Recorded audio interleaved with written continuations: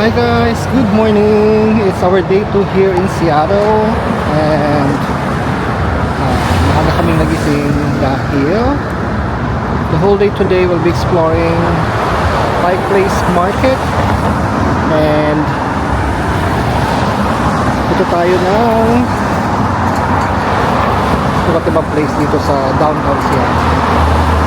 So maganda naman yung tulog namin. Okay naman siya, comfortable naman yung bed namin at medyo pagod lang nga kami dahil sa early kaming gumising kahapon dahil nag-flight. At right now we are walking to the public market para magbe-breakfast muna kami ng coffee. Ang lamig-lamig dito ngayon guys, sobra.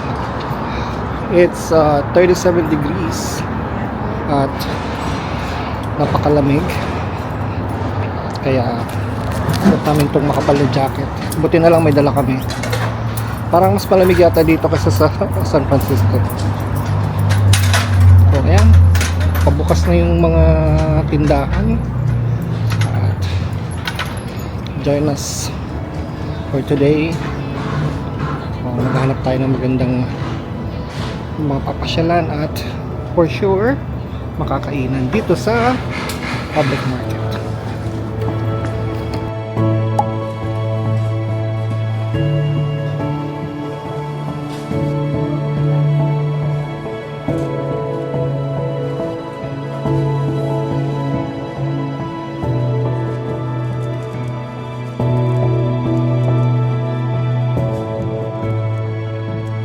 Alright, so we're done with breakfast. So light breakfast lang yun guys, alakan yan.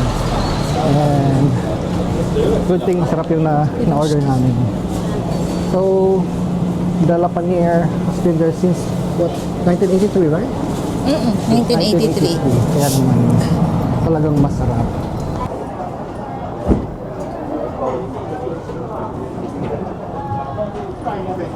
Alright guys, so next stop behind us is the first Starbucks. Nandito siya.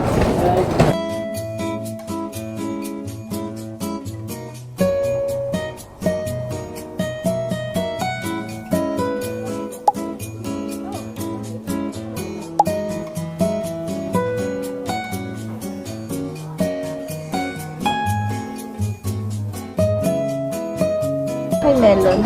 Ayan guys, tumitingin kami ng mga merchandise dito. Ayan o. So meron silang mga mugs.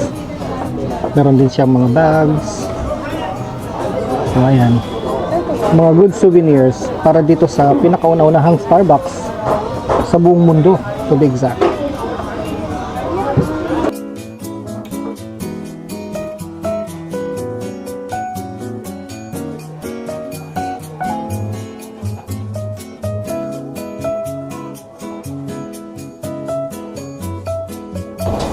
So ayan guys, dahil kunti pa yung tao, pumasok kami just to check on kung ano yung mga nandun sa loob. And syempre may mga merchandise. Si Joey namili siya, tumingin at bumili para pasalubong sa mga kids.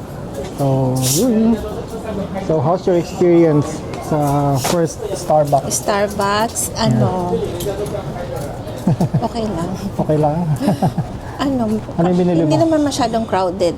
Buti na lang walang line, long line katulad ng napapanood namin sa YouTube. Yeah. Hindi masyadong line. Tapos very friendly ang staff. Correct. Like they're asking if you wanna drink something or just to take a look around. The other side is only for checking their merchandise. The other side is if you're gonna pay or you're gonna order some coffee. Yes. Ito yung binili niya guys. Yay! May nabili na siya. So Alright, cool. let's move on to the next.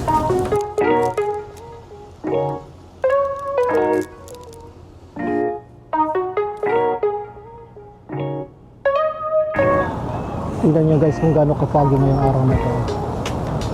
Foggy and cloudy, Seattle.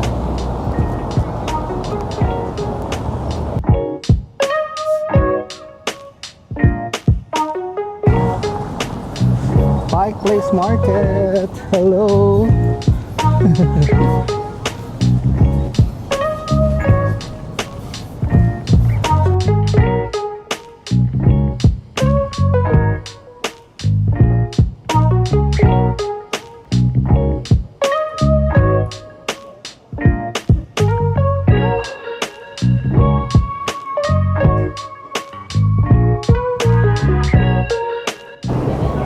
guys, dahil sa kabubukas pa lang ng market, syempre maaga pa, nakikita mo yung mga vendors na nag-prepare pa lang sila ng kanilang mga merchandise o ng mga products.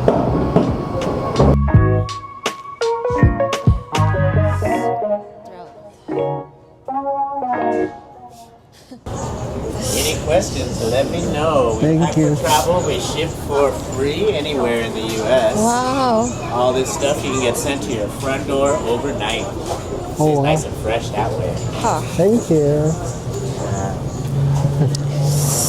Love. We Thank clean it for you. Where are you. you visiting from? San Francisco? San Fran.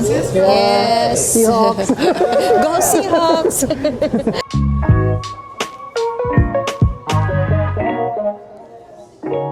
No sugar.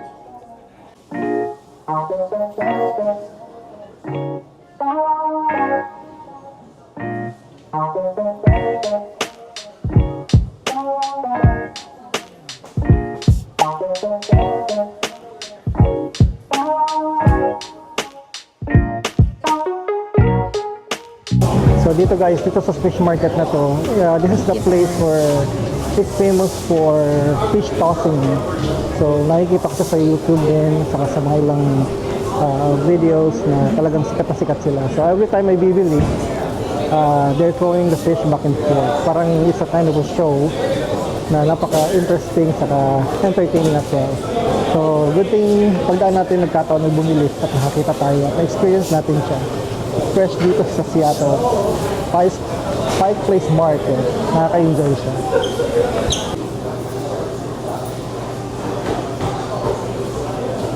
Ano yung tinitingnan mo dito? Honey. Honey? I know honey. Your honey. Honey bunch. That's good, honey. That's good.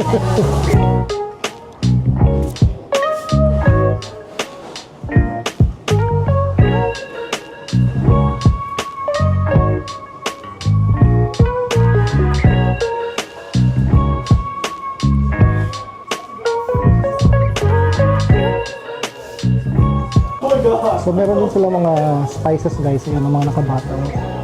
Pwede kayong bumili ng na per pound. So there's also mystery. And there's Labubu. Thank you.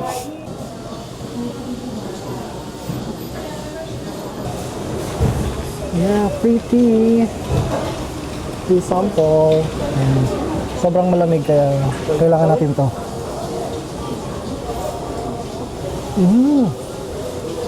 Sarap. Flowery. Yan, mainit pa. Let's go.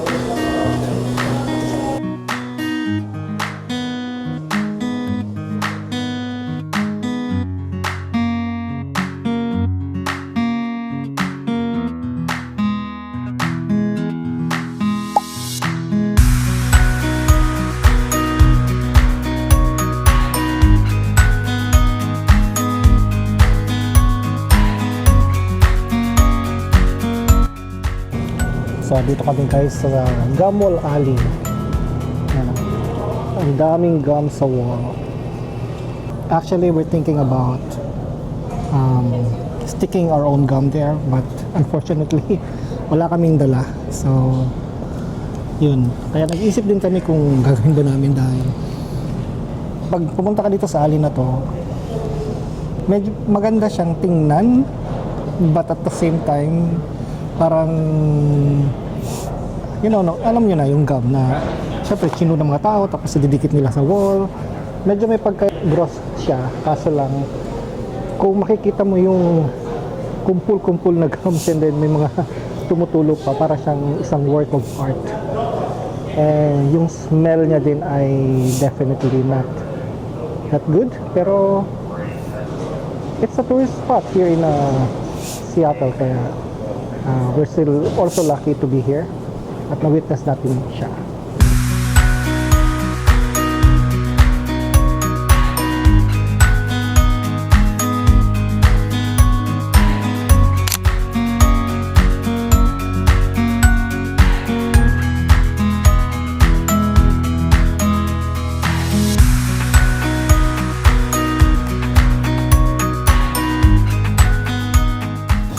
Alright guys, so tapos na tayo sa Gum Mall. At dito na ulit tayo sa labas ng market. Yan, sinisipon na kami. Sobrang lamig talaga. Kanina kasi pag dating namin dito, sarado pa yung Beecher, yung famous cheese dito na nabibilhan. At sila yung nagtitinda ng mac and cheese. Bukas na siya ng 10 o'clock and it's 10:30 right now, kaya dadaanan namin siya at bibili kami. Try natin kung talagang ang masarap ang famous na mac and cheese dito sa Beecher's handmade cheese. Dito pa rin yan sa Pike Place Market in Sierra. Let's go!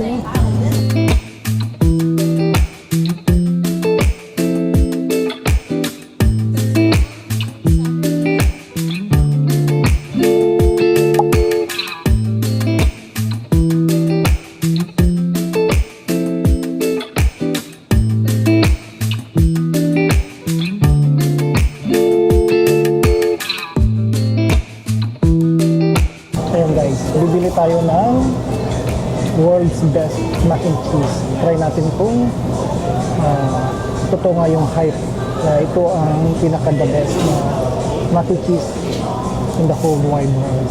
So, hi, can I try the mac and cheese please? Yeah, would you like an 8 or a 16 ounce? Just the 8 ounce please. So ito na nga guys yung famous na mac and cheese dito sa Beecher's, and let's try. Oh, yummy. Oh, mainit pa siya. Mainit pa. Ano? Masarap na.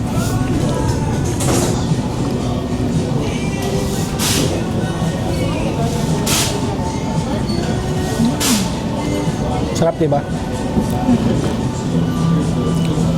Hindi siya maalat. Not salty. Kasi guys, yung ibang mga napapanood namin na review nito ay sabi nila napaka daw, overrated. Kasi it's just plain penny noodle tapos cheese. But actually it's really good. Plain and simple but tasty.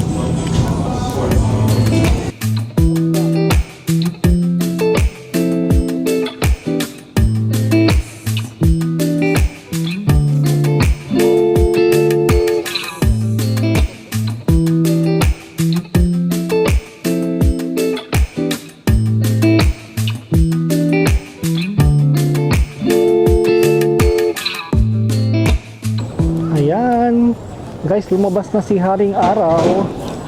Yan, mainit na. Buti naman dahil mas maganda maglakad-lakad dito kapag mainit. Mamaya bababa kami dun sa may parang may boulevard.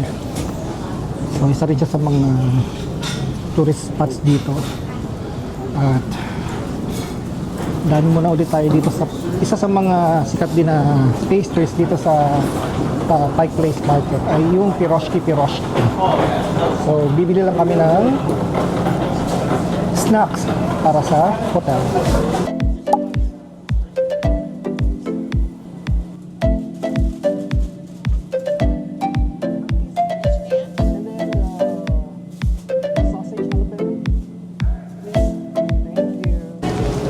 Ayan guys, bumili kami ng dalawang pastry. Yung ano daw nila, bestseller na salmon saka yung stuffed sausage. Kinuha ko. At Okay, si dito sa Garba. loob ay meron din mga tindahan and mga boutiques and for souvenirs.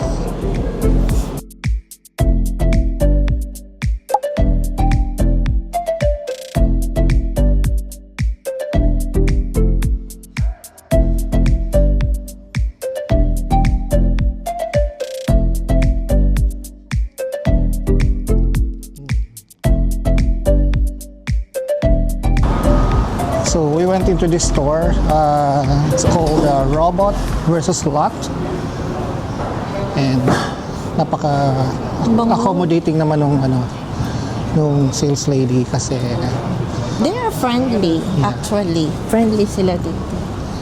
So she like gave us some recommendations of some stores and like places to visit here in Seattle.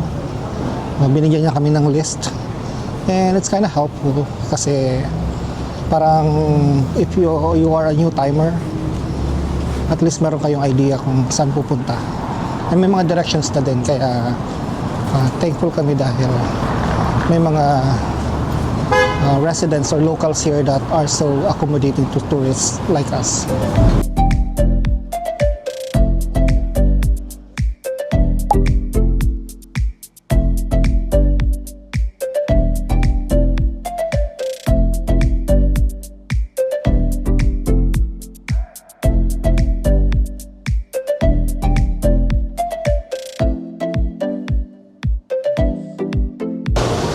Dito pa rin tayo guys sa Pike Place Market. Marami ng tao ngayon. Siyempre bukas na lahat ng mga stores. Now we're going to Pike Place Chowder. So yun na isa sa mga dinadayo rito. Papunta na kami ngayon doon and let's find out kung masarap nga yung clam chowder. Mahilig kami dalawa ni Joey sa clam chowder. Kaya try natin.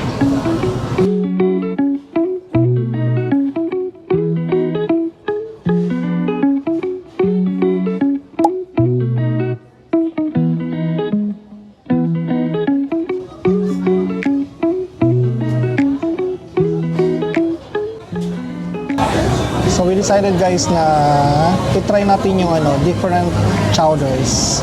So there are the sampler for chowders for $21.95. Yeah, try natin yun. Can we try the 4 chowders please? Yes. The New England. Yeah. And then the seared, the crab oyster, and then the lobster crab and shrimp chowder, please. 4 here, please. So, ayan nga guys, we ordered the 4 sampler. Ito siya guys, 4. Hindi na namin alam dito kung alin yun, but definitely we will taste the difference. So, enough na to. This will be our lunch for today. So, meron din siyang bread and yung ating oyster crackers. Ayan siya. So, let's dig in.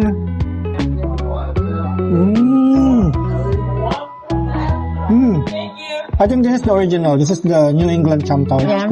Yeah.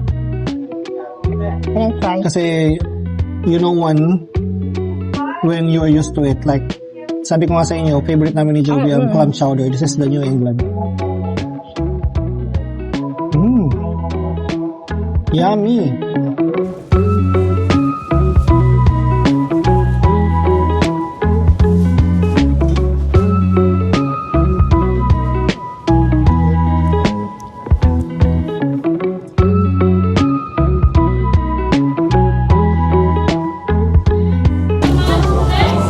Medyo busy na ngayon dito guys dahil lunchtime na nga. Pero gumagalaw naman yung line. Sarap. Ang sarap. So kung pupunta kayo dito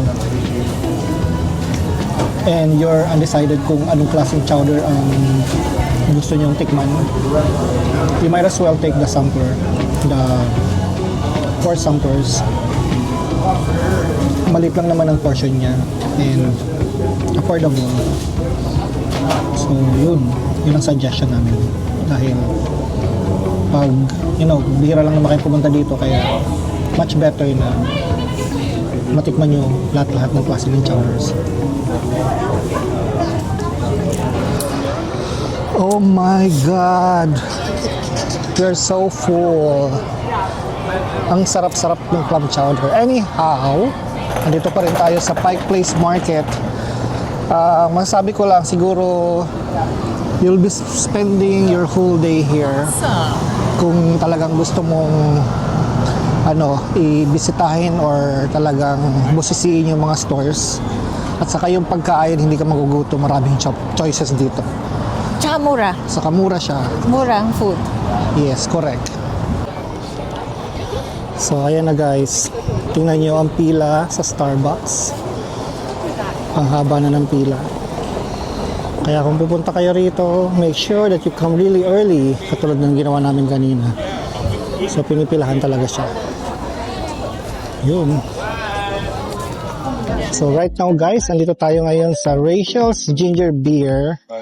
So, isa rin sa mga dinadayo dito sa Pike Place Market. And we'll try it. Bili tayo ng isa. Subukan lang natin kung ano ang lasa niya.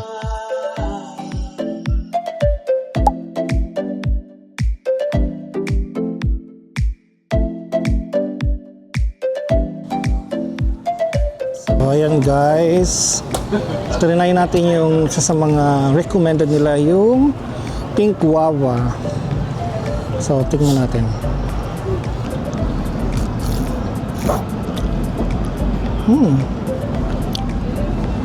Maasim. Parang may lemonade. So, ayan. Anong flavor niya? Pink Guava. Try mo. Guava. Try mo. Try mo. Ayan. Ano? Parang soda. Soda nga. Soda may ano siya. May soda. Tapos, hindi ko matikman yung guava. Matitikman ko yung guava. Siguro yung aftertaste, no? Parang may ano, may parang Sprite. Para siya may soda Oo. na may lemon. Tapos may alcohol na konti. No? Konti lang alcohol niya. Konti lang alcohol. Okay naman siya. Refreshing. Malamig na. Mainit. Pero malamig. So, a must try. Okay. Good.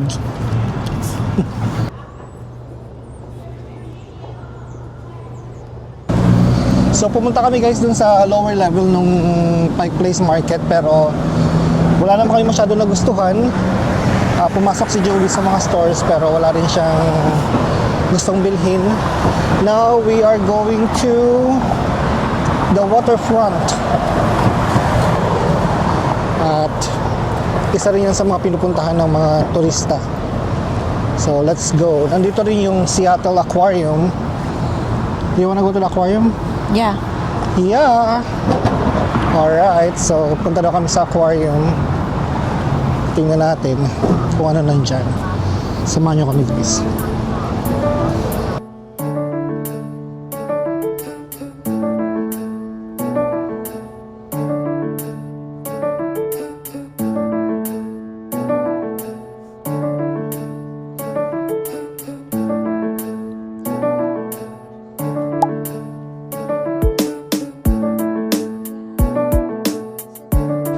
So, dito na kami guys sa Seattle Aquarium.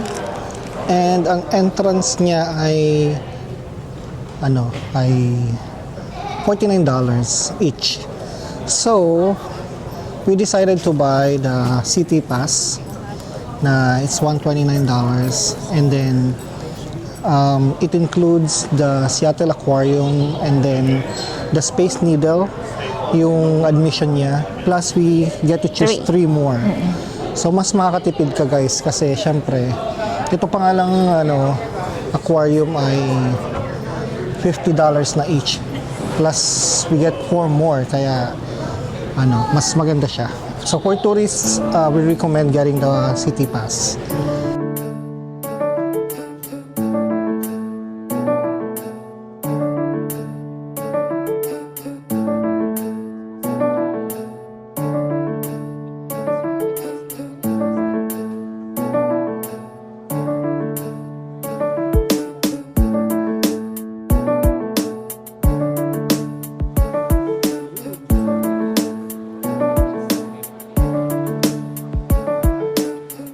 So, ito yung mga marine animal na naandyan sa meron silang snail, scallop, mussel, fish eating.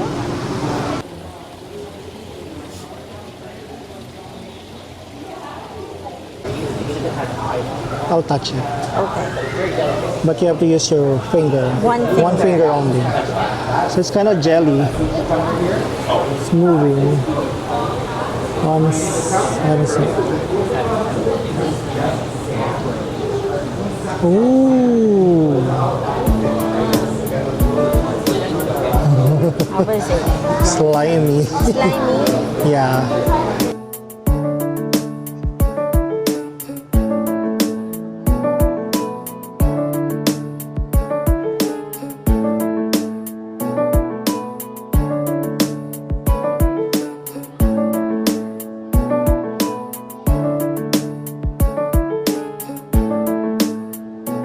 Oh, nice.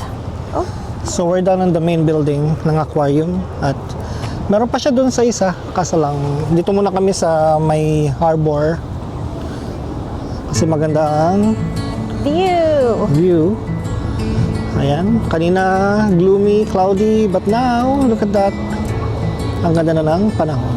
The wheels hum low, they sing a tune through golden fields and skies of June. A silver ribbon cuts the green. This moving world, a living dream. Riding the rails with you, my friend, through valleys deep where rivers bend. The wind it whispers tales so true. The beauty's brighter shared with you. So we're here guys sa underwater domes. Yeah. Yan. Maraming mga different type of species ng fish. May shark, may iba-ibang klase ng isda. Ganda. Isa to sa mga highlights dito sa Seattle Aquarium. So, ito yung isa sa mga mahilig sa aquarium. Wherever we go, gusto niya laging pumupunta ng mga aquariums. Hindi niya pinapalagpas niya. Bakit nga pala gusto mo magpunta sa mga aquariums? sa mga aquariums para makakita ng mga... Isda. Hindi ba sabi mo kasi ano, nung... Kasi nung bata ako, hindi ako nadadala sa mga ganitong lugar. Yeah, Kaya siya na lang magdadala. no guys. Pumunta kami ng Canada, ng Las Vegas. Meron doon mga aquariums sa talagang pinupunta namin siya. Hindi namin Saka sa zoo, diba?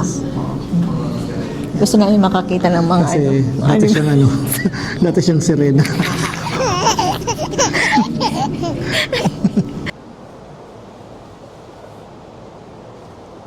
So that concludes our Seattle aquarium visit. So we did enjoy it and then worth it naman yung admission fee.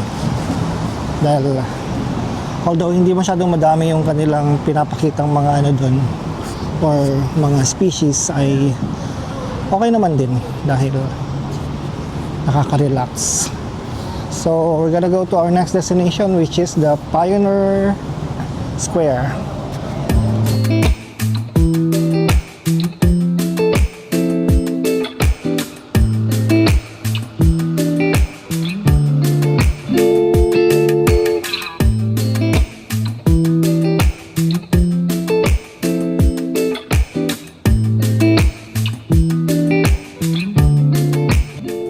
So nandito na kami guys sa Pioneer Square at this place is worth visiting dahil ito daw ang pinakauna or the first established neighborhood dito sa Seattle.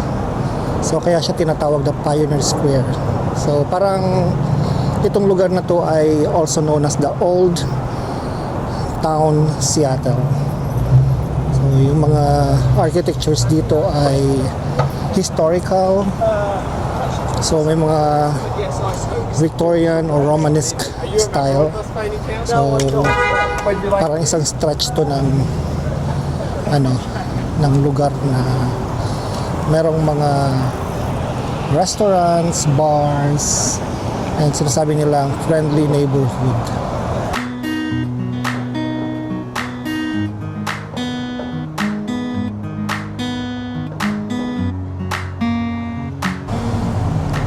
So if you come to this place, guys, you will be visited by a great mix of historical architecture saka modern Seattle.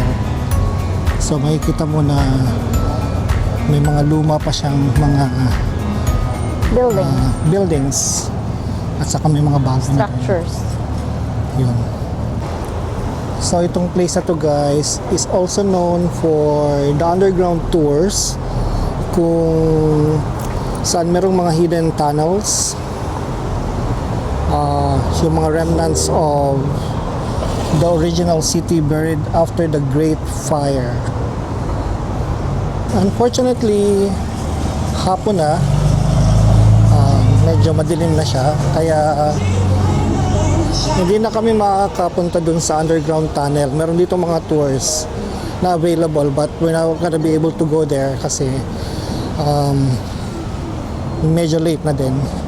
So the reason why we came here is just to check the place, and also dito na rin kami magdi-dinner. So titingin kami ng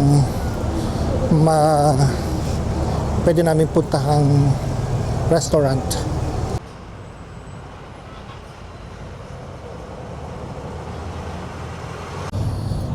So yun na nga, guys, naghanap kami ng restaurant doon sa may Pioneer Square.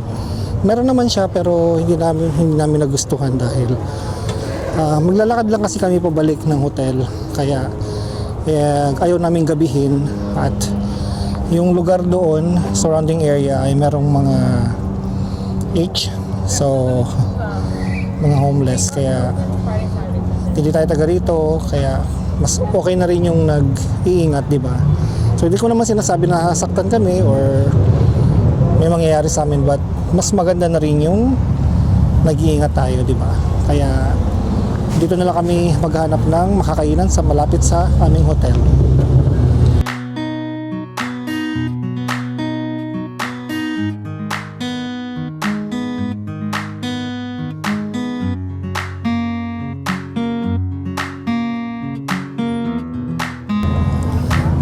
So, andito na kami ulit, guys, sa may waterfront. At, ayan, mag-sunset na. Kaya, lakad-lakad lang kami dito. So, sa likod ko, guys, makikita niyo yung Mount Rainier. May snow siya dun sa taas. Sabi nila, pag pumunta ka daw dito sa Seattle, ay isa yan sa mga dapat mong bisitahin. Unfortunately, hindi kami mag-drive. Kaya, siguro next time na lang pagbalik namin. Definitely we'll go there. Meron daw siya dyan, National Park, na may magandang view. So, next time na lang.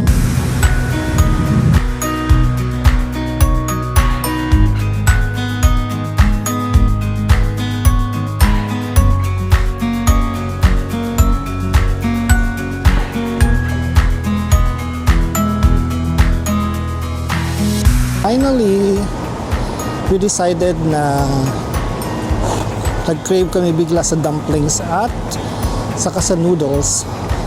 May nakita kaming doso na yan, doso.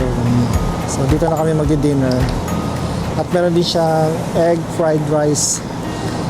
Samahan niyo kami kumain dito.